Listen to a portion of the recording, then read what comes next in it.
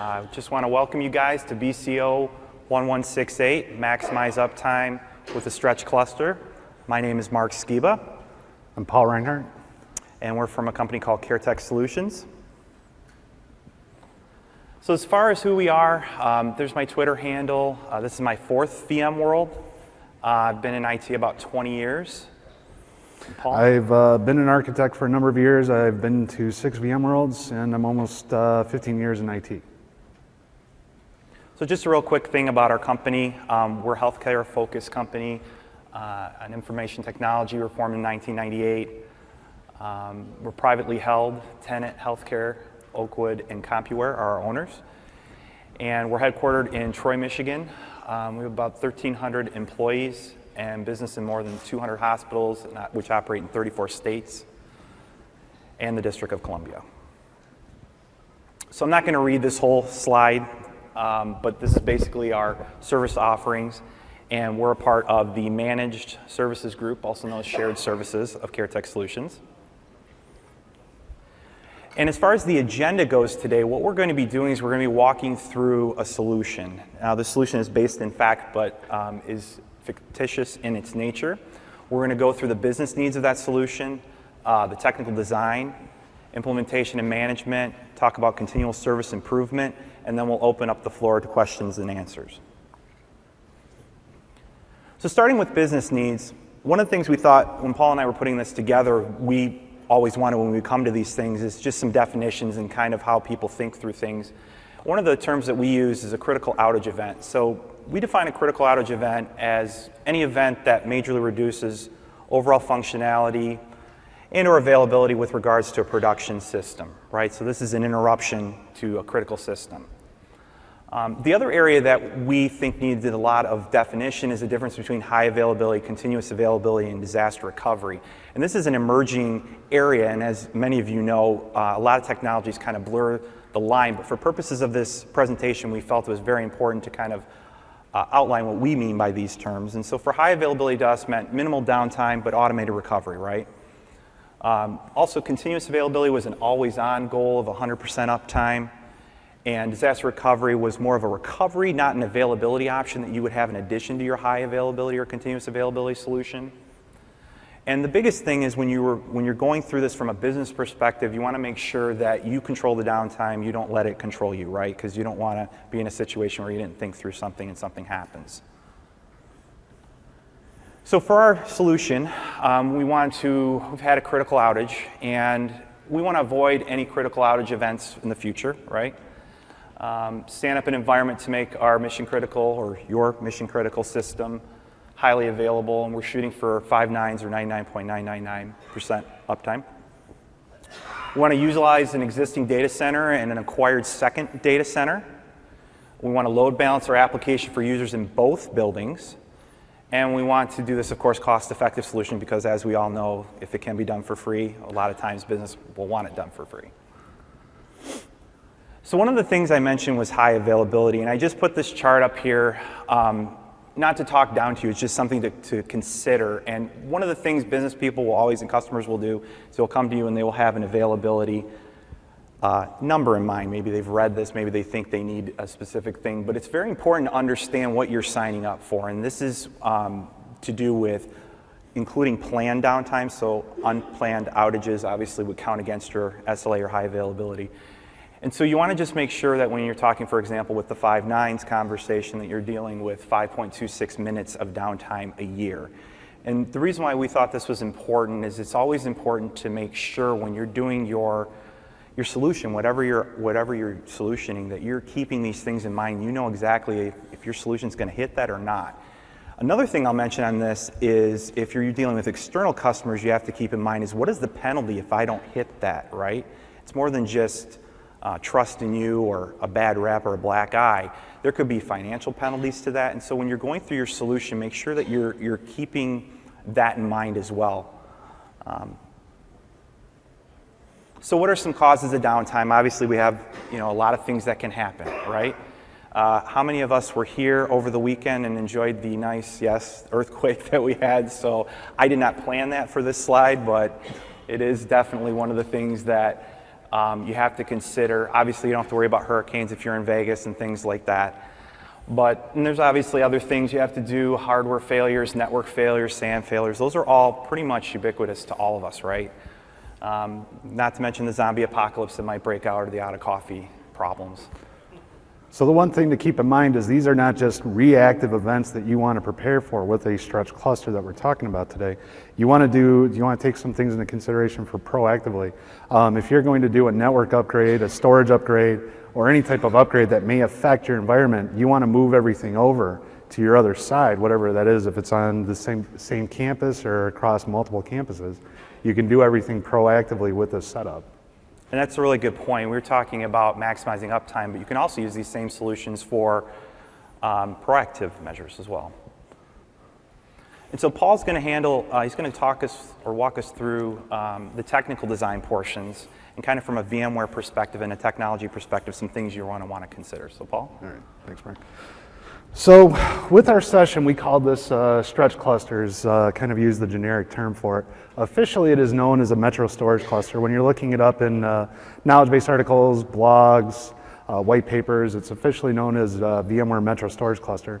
So I want to walk through that a little bit. So this is something that you can use for high availability. You can use it for disaster avoidance. You can use it for load balancing. And we can also use it for an active-active and active-passive. And like I said, with network maintenance, storage maintenance, or any other type of maintenance, if you're taking an entire data center down for maintenance, you can shut your one side down, move everything over, and your users are still able to get to their applications. So again, this is one of those things that, not to confuse the two terms, it's high availability, not disaster recovery. With a high availability stretch cluster, you still want to have a disaster recovery option, whatever tool you use to accomplish that. You still want to keep this in mind that this is not the be-all, end-all of anything. This is just another tool to use for high availability. So just a quick fictitious diagram to show what this really looks like. So you have two data centers, one in DTW. These are airports in Detroit, or in Michigan. So we have the Detroit data center and we have the Grand Rapids data center, with layer 2 adjacency between the two buildings, and then the same storage in the two buildings. However you accomplish that, these are part of the requirements that you have to keep in mind before getting into this whole design. So there's obviously concerns when it comes to this whole thing, and one of the biggest concerns that we always have to worry about is latency between your two sites. Distance used to be a big problem when it came to vMotioning between buildings. It's the latency that you want to concern yourself with. And in 5.5, you can get Enterprise Plus licenses that'll get you 10 milliseconds of latency to vMotion between your clusters. 250 megabits per second for bandwidth. Now, when researching this initially for the presentation, there's a lot of conflicting information out there on blogs and different tweets and whatever. The official documentation states 250 megabits per second. So it's always something to go back, regardless of what you read in a blog, go back to VMware's official documentation and make sure that they have the real numbers, because somebody said 600 megabits, somebody even said gig. It's 250. So in order to do this, one of the most important things is shared storage. And we get into all the different vendors that you can use and different protocols that you can use to have your shared storage between locations. And then stretch network is another important thing. So you want a vMotion network that exists in both buildings on the same subnet, and there's a couple of options. Big option is Cisco OTV or EOMPLS, and you can also use VXLAN if you don't have a Cisco shop. Just out of curiosity, how many people do not run a Cisco shop? Okay. Unfortunately, I have all the answers on Juniper or HP, and I'm not sure if there's a lot of options out there. But if you're not a Cisco shop, VXLAN may provide the answers that you need for doing this. And in the back of the presentation, we go into all the details of what we used for white papers from all the different storage vendors, some blogs, KB articles, white papers, things like that. So there are a number of options when it comes to storage. Storage is obviously one of the most important things in a stretch cluster. And thankfully, VMware has opened this up and certified a number of solutions for the Metro Storage Cluster.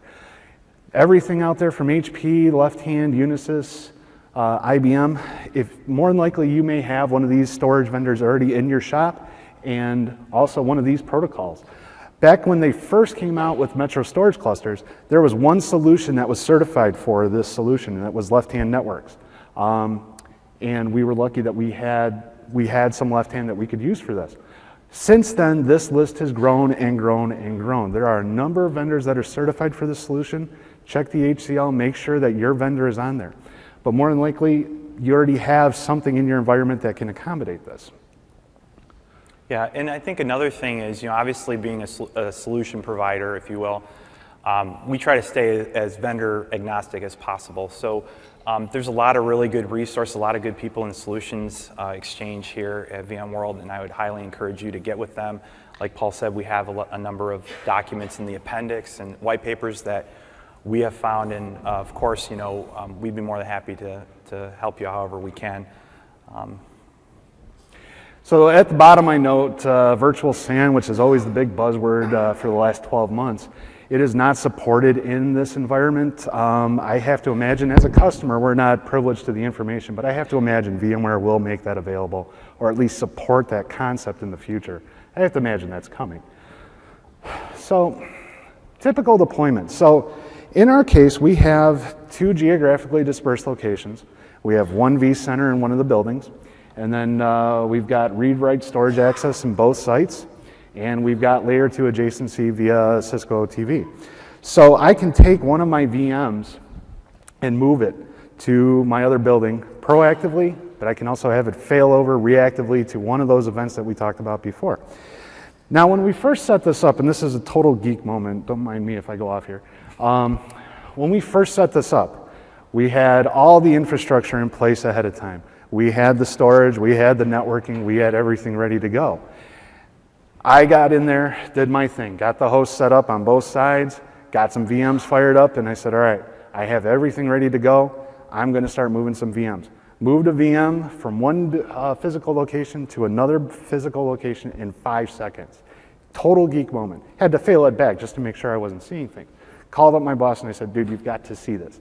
And it was a total great moment when I came in on Monday morning and told the network guys, after they had spent all the time and the training and the resources, research to get this working, that, hey, I can move this in 5 seconds.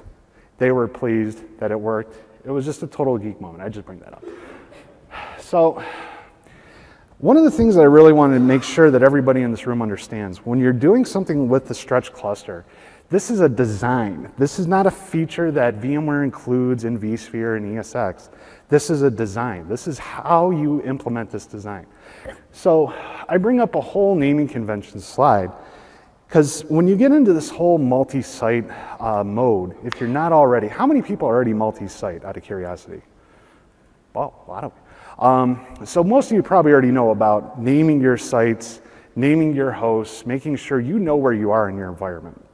So one of the big things is making sure that you have something definitively stated that this is a stretch data center. Like I said, this is a design, not a feature. So unless you say that this is a stretch data center, this is a stretch cluster, and then your hosts are named appropriately, anybody else that comes into this environment is not going to have any idea that this is stretched because there's no checkbox, there's no notes, there's no nothing like that.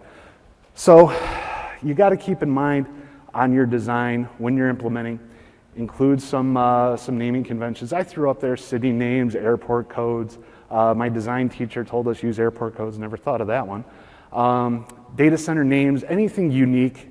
A lot of people use unique kind of off names, and I've always used the argument that if it's 3 a.m., you want to know exactly what's going on. You don't want to guess what's going on in your environment. So I keep it consistent, but I also keep it unique and easy to know, nothing, the Death Star server or anything else like that.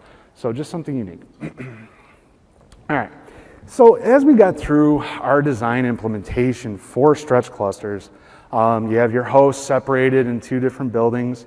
You start getting concerned about what happens if there's an event. One of the biggest events that scared me was the split brain scenario. So we've lost connectivity between the two buildings, or one of the sites goes out. The other site isn't fully aware that it's online or it's the primary. So Mark and I had a number of conversations on how to accomplish this, how to take care of the split brain scenario. And one of the things that we came up with was having some kind of third site, some quorum site that we could use to put some gear, put some VMs, put some storage, something that would keep us online. This was a big design consideration when we talked about this, and we wanted something simple. It didn't have to be anything huge. We just needed a couple of ESX boxes that we could have some VMs running on. So we came up with the idea of 2 ESX hosts in a colo, and used free ESX and put some VMs on those. We ended up using a file share witness for our database cluster. We used some isolation addresses of the router to accommodate the extra configuration that we had for our Struts cluster. Quorum witness for SAN. Depending on what type of SAN you want to establish quorum for your SAN, and you can put that at a third site. This isn't necessarily a requirement to make Struts clustering. We just wanted to make sure that we had all of our bases covered, just in case somebody was out there with a backhoe and killed the fiber, or any number of situations that we didn't want a split brain scenario to take us completely down. We wanted something to ensure the extra uptime and the less headache. So the other thing to keep in mind is the heartbeat data store, and we get into this in a minute. We talk about how the heartbeat data stores, you have 2 in each building, which is perfect, and then we put an extra one in our quorum site. Again, not a requirement, but just helps. So in the end, you have a Struts cluster with your third site, layer 2 adjacency again, and Struts storage. This can be active storage, or this can be active passive. Depending on your SAN configuration, everybody's SAN's different, and they do not all offer the same features. But you can do active, or active passive. It's limited to what your requirements are, what your design is, what your budget is. So, some of the important features to keep in mind when we implement this is the storage and the networking are some of the most important features in this design. This is one of those things where you want to go meet up with your network guys, meet up with your storage guys, make friends with them. If they're on totally separate teams, totally separate buildings, you want to go make friends with these guys, talk to them, encourage them that this is something that they want to look at, and you want their help to implement. Because once their part is done, our part becomes much easier. As a VMware admin, our part of this is really simple, really straightforward. It's getting the infrastructure set up. It's getting the storage set up, getting that networking, those VLANs ready, so that when we come in, we say, here's my vMotion network, here's my management network, and here are my production VLANs, and I'm ready to go. So, a number of things that you want to keep in mind when you start setting up is defining DRS groups. And what this basically means is that we all run HA and DRS, familiar with how that works in a single environment today. But when it comes to running a Struts cluster, you want to start defining things. You want to start naming things and giving them identities. Because the one thing that you keep in mind is HA is not site aware today. It may be in the future, but it's not aware today. So it doesn't know that it's stretched. You've met the requirements, you've met the millisecond latency, you've met the megabits per second, you've met those requirements, it still doesn't know that it's stretched. It thinks, I'm all in one data center, I'm just fine.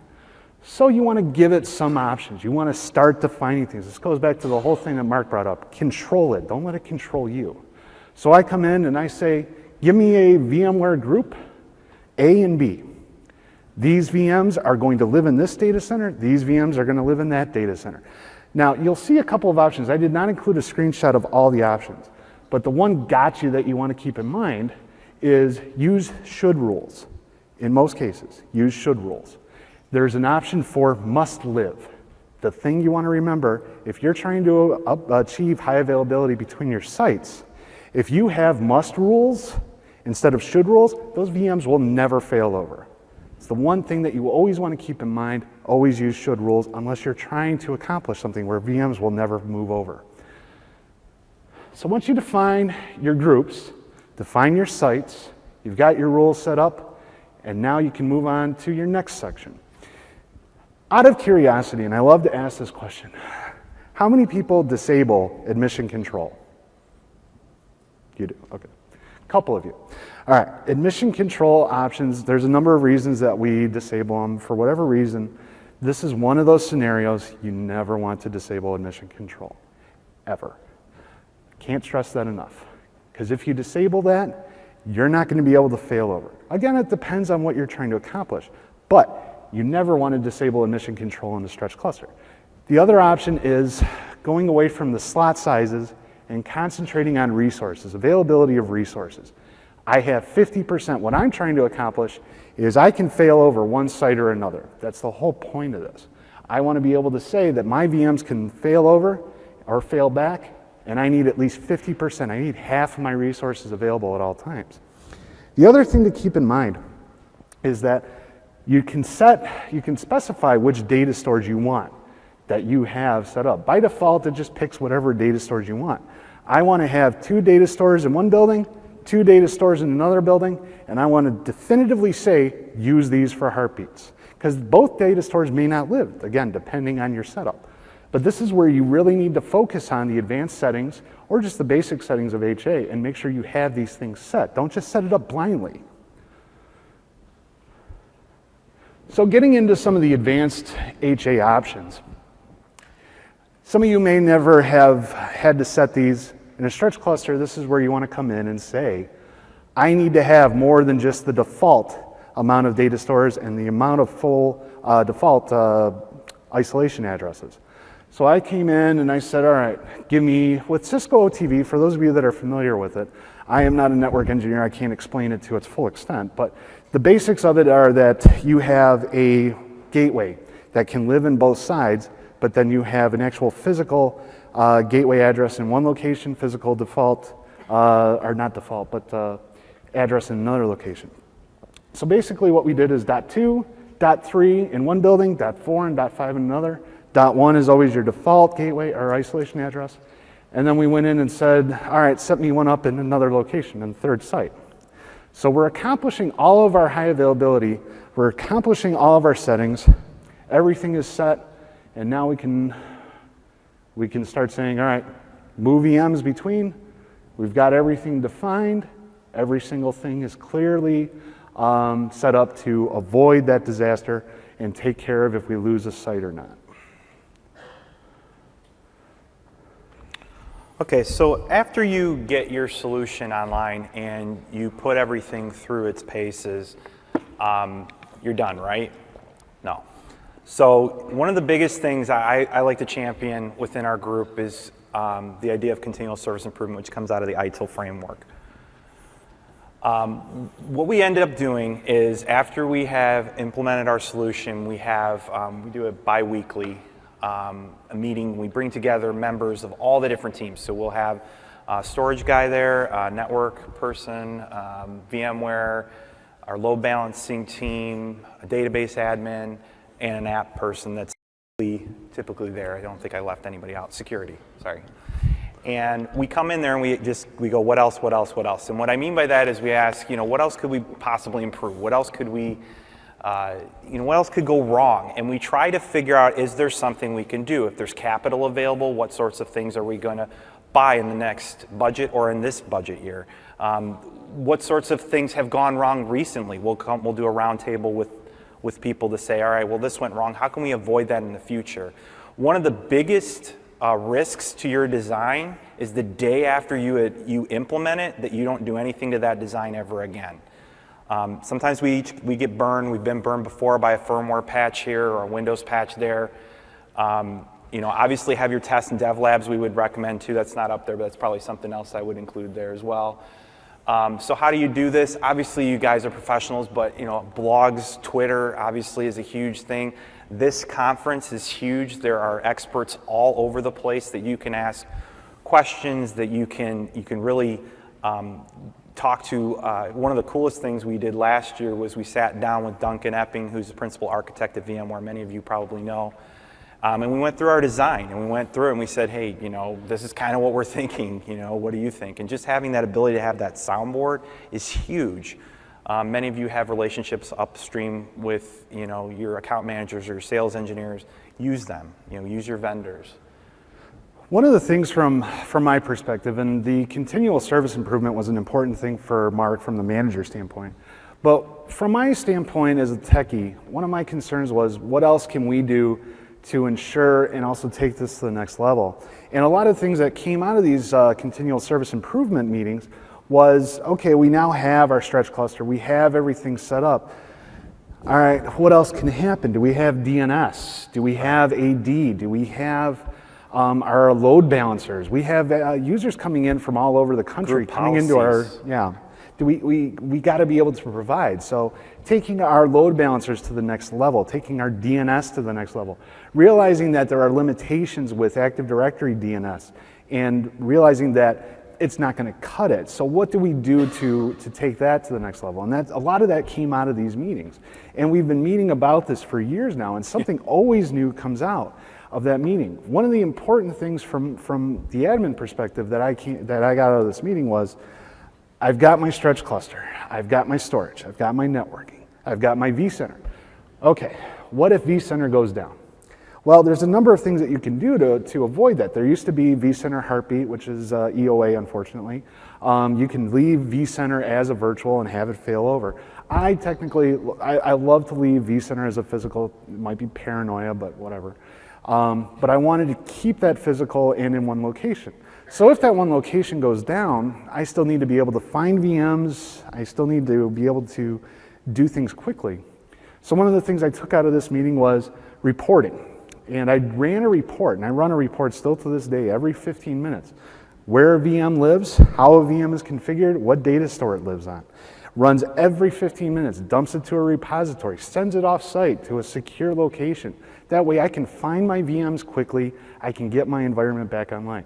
We can take all these tools, all these technologies to the next and next level, but to make your life easier, I would say do whatever you can, report on whatever you can, to identify and find things quickly.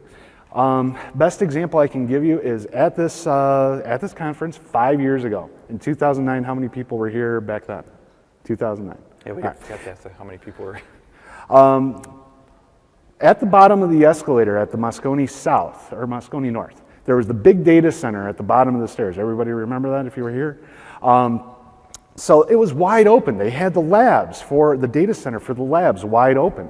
And it was just a guardrail blocking everybody from getting to it. But one of the things that somebody did was reached across, started turning stuff off.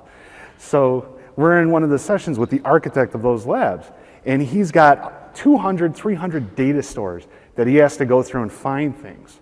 So I thought about that during these continual service improvement meetings. Said, let's get a report going, tell me where this stuff is. I don't want to start searching through 100 data stores just to find a VMX so I can add it back into inventory. Simple things like that.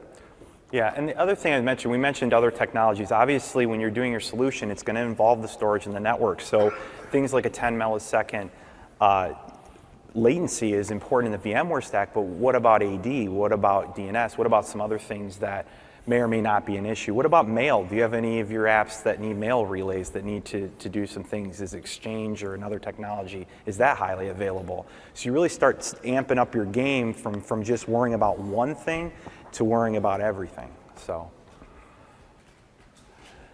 a summary of the benefits we hope that we've imparted to you is that with high availability and maximizing your uptime with a stretch cluster, your customers can achieve a higher uptime. You can perform maintenance without downtime. You can minimize your exposure, avoid many critical outage events, control downtime, and the best two that I can think of are peace of mind and sleep once you get through it. From a techie's perspective, there's nothing better than something happens in the middle of the night, you've got your entire environment set up, HA is doing its thing, host fails, doesn't matter, things come back up. And if you have everything load balanced and if you have enough of the servers, we run a lot of web servers, we run a lot of application servers that are load balanced. So these things are spread out via DRS rules so that no two live on the same host. We have a host failure in the middle of the night, I'm not getting called, Mark's not getting called, things are running, everybody's happy. Nothing more important than sleep at this point. And obviously, one other thing you want to make sure is check with your app vendors, right? Especially being in healthcare, you want to make sure that you make sure that everything is set up according to application vendors. Obviously, that's always a dialogue and a discussion as far as whether I need 8 procs and 32 gigs of RAM. But at the same time, you want to make sure that you check with your vendors there as well.